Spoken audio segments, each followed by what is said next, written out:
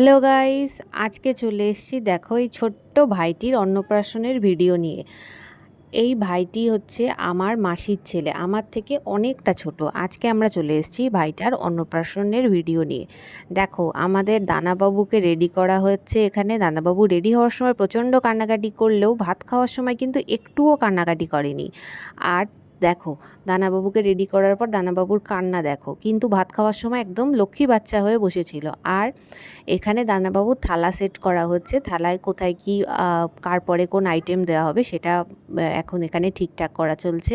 প্রত্যেকটা আইটেম খুব টেস্টি হয়েছিল, আর দানাবাবু না খেতে পেলে আমরা এখানে খেতে পাবো না, তার জন্য তাড়াতাড়ি দানাবাবুকে বসিয়ে দেওয়া হলো। আর রিচুয়ালগুলো তোমরা এবার দেখতে থাকো।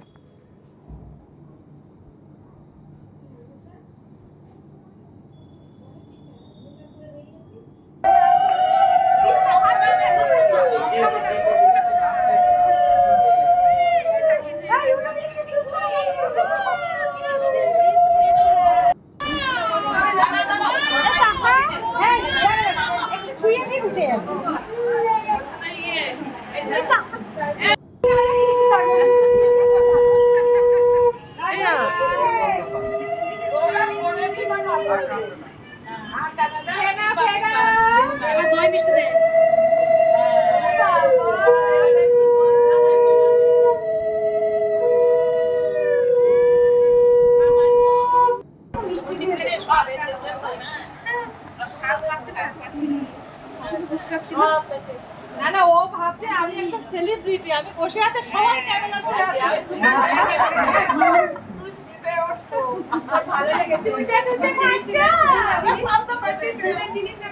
কি বলছিলে তোমার নাতি নাকি খায় না?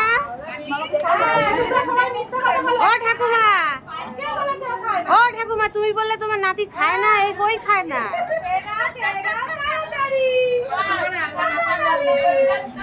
চলো শেষে আমরা চলে এলাম, এবার আমাদের খাওয়া দাওয়ার পালা।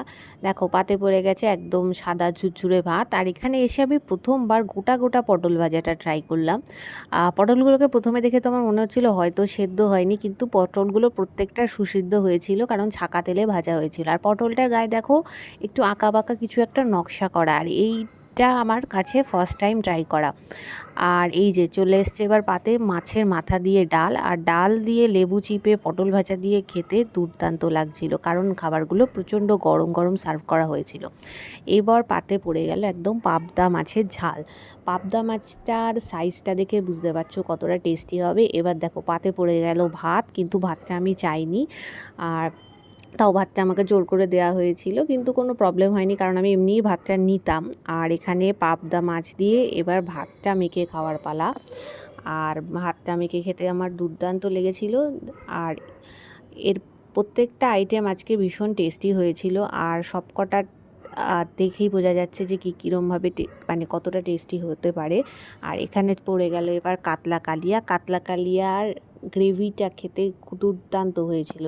তোমরা গ্রেভিটার কালারটা দেখেই বুঝতে পারছো এটা কতটা টেস্টি হতে পারে। আর এইবার আবারও পাতে পড়ে গেল ভাত, কিন্তু এইবার আমি ভাতটা নিতাম না, তাও ভাতটা চলে এলো, কিছু করার নেই, এবার ভাতটা খেতে হবে। আর এবার চলে এসছে পাঁপড় আর চাটনি। চাটনি দিয়ে পাঁপড় মাখিয়ে খেতে আমি ভালোবাসি। দই মিষ্টিও ছিল, যেটা আমি নিয়ে নিই।